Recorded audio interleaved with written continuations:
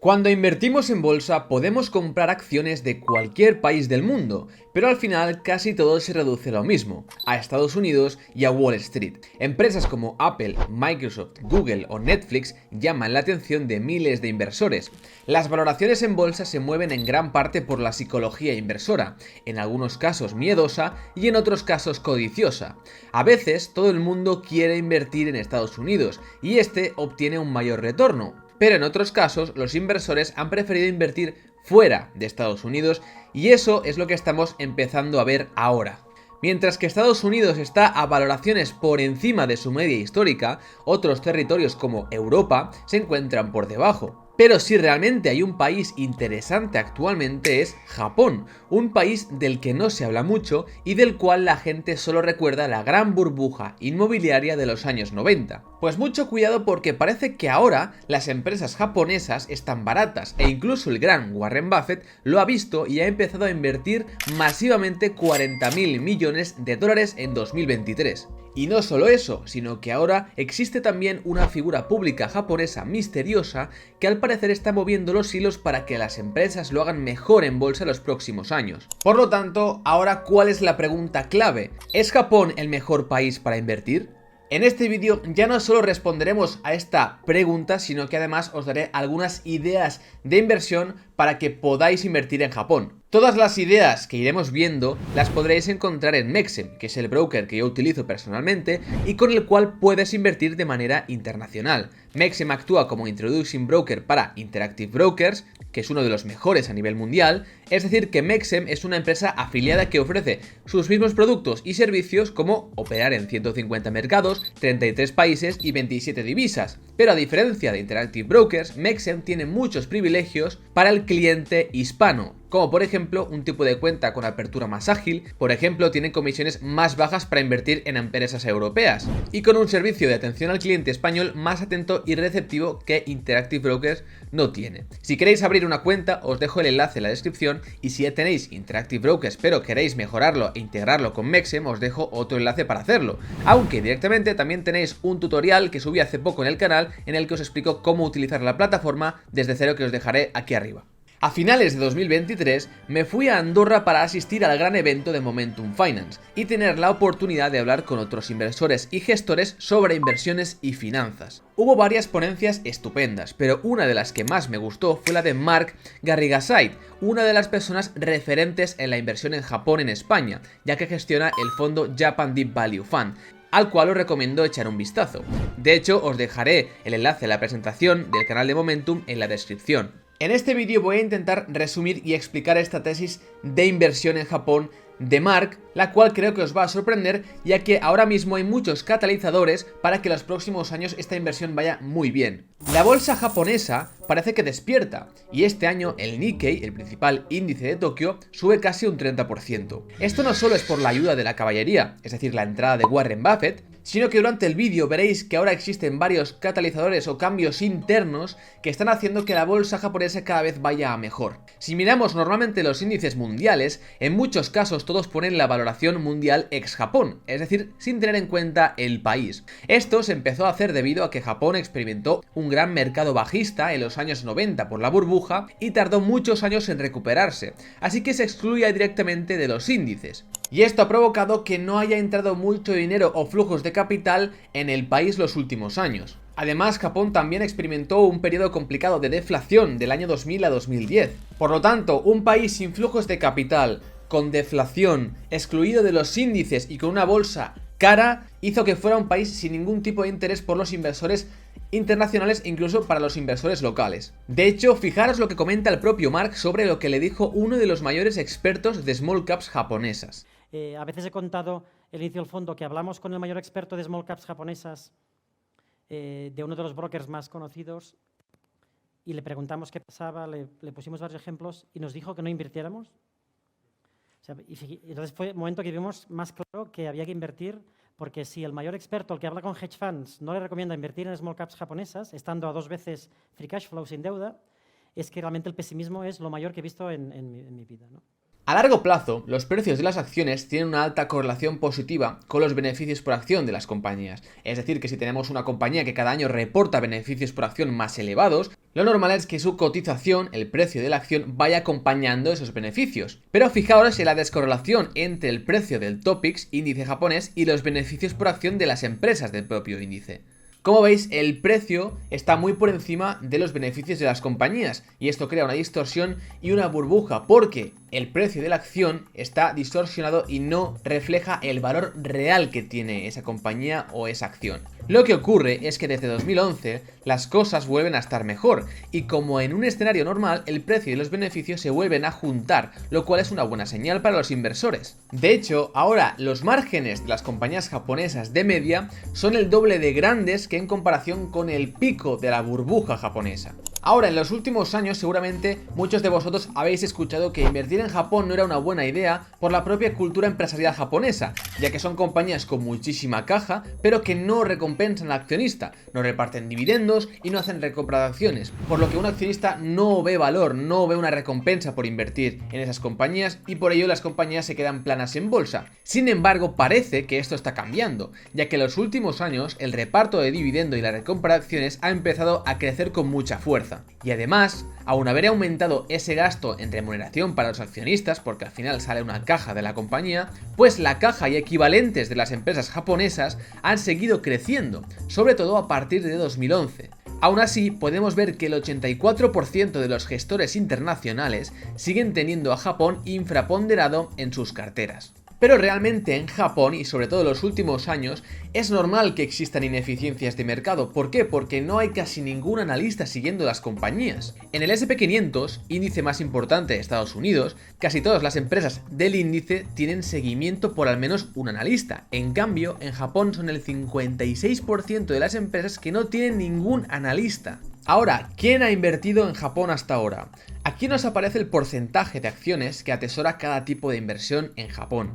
Las empresas japonesas son las mayores compradoras de acciones, es decir, el segmento corporate del gráfico, pero no sube en el gráfico porque amortiza las acciones, las compran y las amortizan. Por otro lado, los inversores japoneses o individuales han tirado la toalla y han ido vendiendo sus acciones desde la burbuja y han pasado del 35% del peso al 17%, y los extranjeros por el contrario han ido acumulando. Y aunque aquí vemos un gran aumento de la inversión extranjera, esto realmente no es así. Aquí vemos el porcentaje de tenencia de acciones japonesas, pero como los individuales han ido vendiendo en masa porque pasaban los años y el índice no se recuperaba y seguía cayendo por la burbuja, han tirado la toalla y entonces relativamente los inversores extranjeros han ido teniendo un mayor peso. Pero esto no significa que hayan entrado grandes flujos de capital en la inversión japonesa, como hemos dicho antes. Pero claro, ¿por qué un grandísimo inversor, por no decir el mejor, como Warren Buffett, ha invertido en Japón?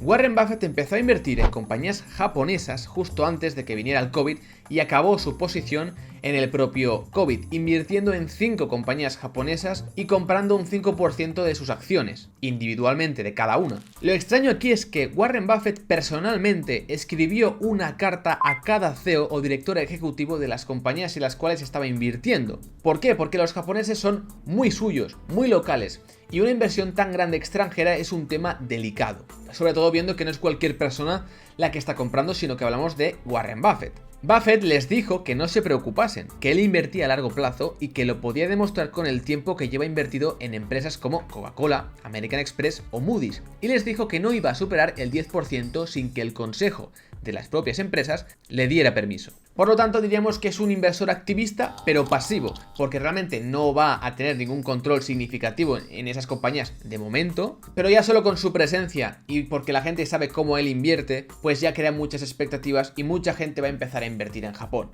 Toda su inversión, que son unos 40.000 millones de dólares, que se dice pronto, la ha financiado con bonos en yenes japoneses al 0,5% de 2024 a 2053. De hecho, podemos ver que tiene más bonos en yenes que en euros y dólares. Y como dato curioso que sepáis que ahora mismo Berkshire Hathaway, la compañía holding de Warren Buffett, es la mayor emisora de bonos en yenes fuera de Japón. Pero esto lo hace para así tener cubierta la divisa, el riesgo divisa. A Warren Buffett, en una de sus últimas entrevistas para la CNBC, se le preguntó si no le preocupaba la política monetaria de Japón, y él comentó: tenemos que sentir que el gobierno está a favor de desarrollar el futuro económico del país a partir del sector privado. Nos sentimos cómodos invirtiendo en Estados Unidos, nos sentimos cómodos invirtiendo en Japón. Nos gustan sus elevados dividendos y las recompras de acciones. Si están recomprando sus acciones, generalmente lo consideramos una ventaja. Ahora mismo, Buffett, aparte de Estados Unidos, ya tiene más dinero invertido en Japón que en cualquier otro país del mundo, incluso contando toda Europa entera. Él comenta: estaba perplejo por el hecho de poder comprar estas empresas con una rentabilidad estimada del 14% y con dividendos crecientes, cuando la gente invertía en una rentabilidad del 0% o del 0,25% y a largo plazo, y eso no me pareció algo sensato. Es tan sencillo como parece. Y es que al final a Warren Buffett no le entraba en la cabeza cómo la gente japonesa estaba invirtiendo en depósitos al 0, 0,5, 0,25%, cuando muchas compañías sólidas y con buenas perspectivas repartían dividendos muy altos y estaban muy baratas en bolsa.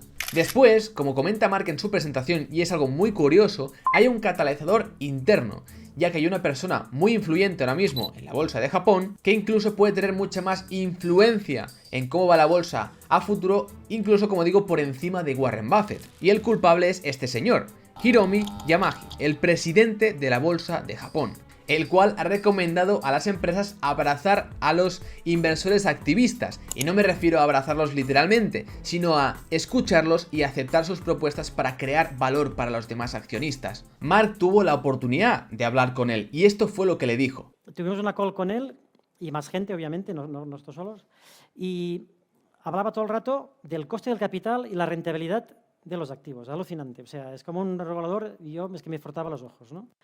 Y este hombre fue ex jefe de Nomura en Londres y en Nueva York. Claro, es un tío de Wharton, que es un tío de mercados que le han puesto de presidente de la bolsa.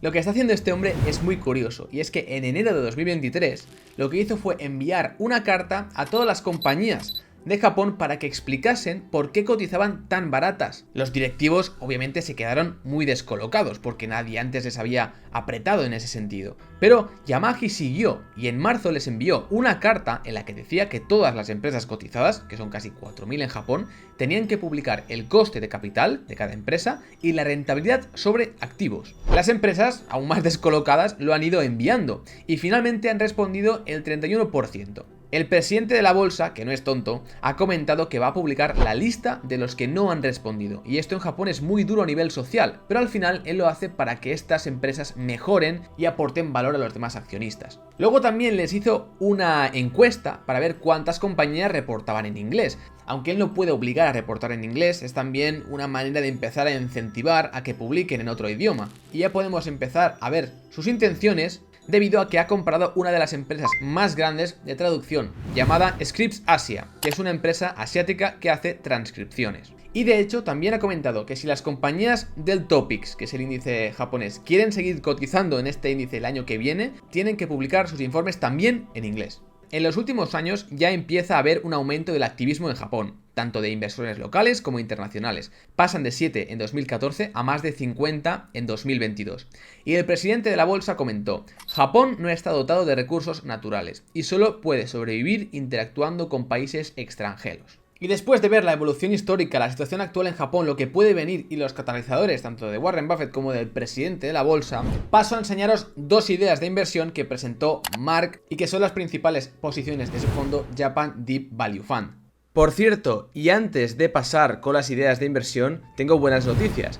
Y es que como Mexem y yo estamos trabajando conjuntamente para traeros a la comunidad las mejores ofertas, servicios adicionales y ventajas exclusivas, estoy muy contento de anunciaros que para todos los que estáis viendo este vídeo, seáis clientes de Mexem y hagáis una aportación mínima de 2.000 euros antes de que acabe el año, tendréis una elaboración gratuita de datos fiscales para 2023 y 2024. Los informes anuales de vuestras cuentas serán reinterpretados y elaborados por un consultor fiscal profesional. Algo muy interesante si tenéis que presentar, por ejemplo, la declaración de la renta o si tenéis que presentar el modelo 720, que es para aquellas carteras de más de 50.000 euros en el extranjero. Así que aquí os dejo esta oferta y recordad que tenéis el link en la descripción.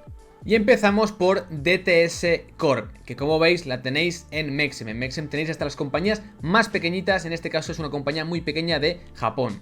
Y tenéis el ticker también japonés que es 9682, la podéis buscar y la encontraréis en Mexem. Y como veis es una compañía que si lo ponemos en semanas y miramos un poco el histórico, vemos que lo ha hecho muy bien desde 2017, pasando de 963 a 3500. Se trata de una empresa integradora de sistemas que se especializa en la instalación de software de gestión como ERP, CRM u otros en el sector financiero, telecomunicaciones, manufacturero, sanitario, etc. Aquí podéis ver la cartera de clientes por segmentos, donde destaca sobre todo el financiero y el de telecomunicaciones. La empresa es una de las 4 mejores de su sector, con una facturación de 100.000 millones de yenes. Y tras ciertos cambios en el equipo directivo en 2010, pues la empresa, como veis, ha mejorado mucho sus ventas y también sus márgenes. Además, también podemos ver que es una compañía con altos retornos sobre su capital invertido, es decir, su ROIC. Y los últimos años vemos que está por encima del 25 hasta el 30%, que son números asombrosos. Y también podemos ver aquí en esta tabla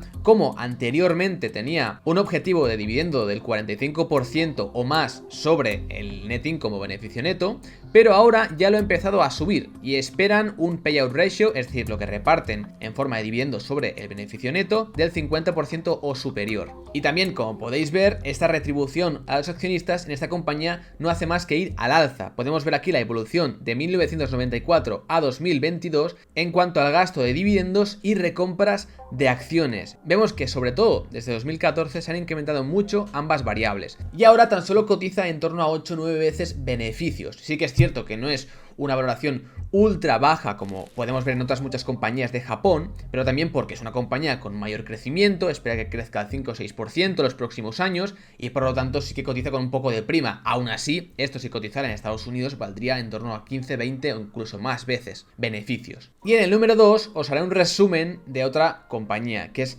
Shinyeon Corp. Espero pronunciarlo bien, pero aquí tenéis también el ticker de Japón que es 1879. También otra compañía que podéis encontrar en Mexem. Ya veis que podéis encontrar todas las compañías japonesas o casi todas. Y aquí veis es una compañía que ahora ha corregido bastante, pero si miramos el gráfico semanal podemos ver que también desde 2014-2011 lo ha hecho muy bien, pasando de 93 a 1066. Ahora quizá con esta corrección puede ser una buena oportunidad. Aún así, la valoración me parece de derribo. Esta sí que está una valoración que veremos ahora muy barata. Esta es la posición número 1 del fondo de Mark.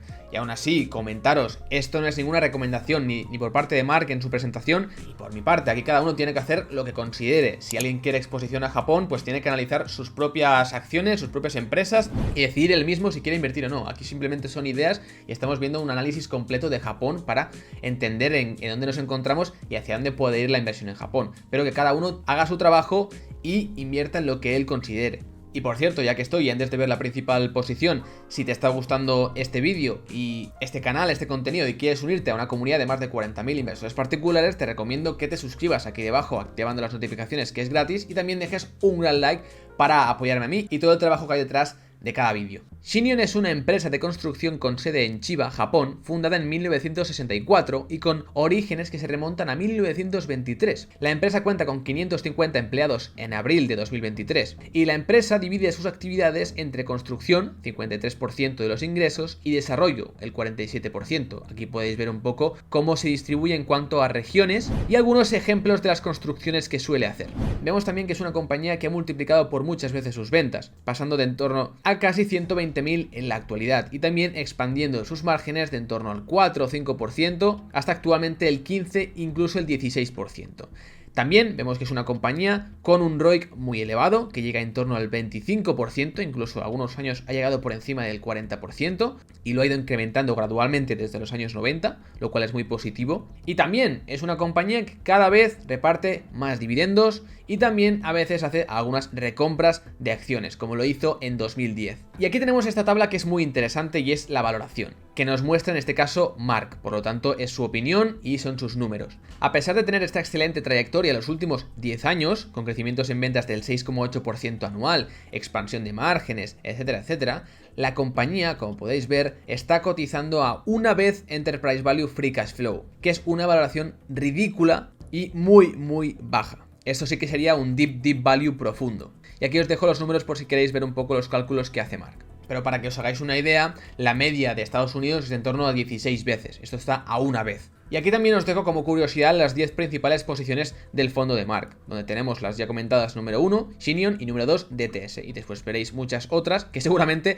no hayáis oído nunca hablar de ellas, pero porque son pequeñas y desconocidas, pero muy interesantes. Entonces, aquí habéis visto un poco el resumen de la inversión en Japón. Y habéis visto el ejemplo del fondo de Mark. Y si queréis exposición a Japón en vuestras carteras, pues tenéis varias opciones. Tenéis fondos como el de Mark, tenéis la inversión propia directa en acciones, podéis analizar estas compañías y luego comprarlas en brokers como Mexem, que las tienen casi todas, y si no, también siempre podéis optar, si os gusta más la inversión pasiva y no activa, pues por un ETF con exposición a Japón, o incluso directamente un ETF de Japón. Y ahora os dejaré el que yo considero que es el mejor ETF para invertir en Japón, pero antes de terminar y enseñaros el nombre, aprovecho para despedirme ya. Espero que os haya gustado este vídeo mucho, que os suscribáis para uniros a esta comunidad de inversores particulares, que dejéis un gran like, que dejéis un comentario diciéndome cuál es vuestra opinión sobre la inversión en Japón, y os dejaré al final un vídeo que os puede interesar si os ha gustado este, y sin más, un saludo y un abrazo a toda la comunidad. Y aquí os dejo el nombre del ETF, que es iShares MSCI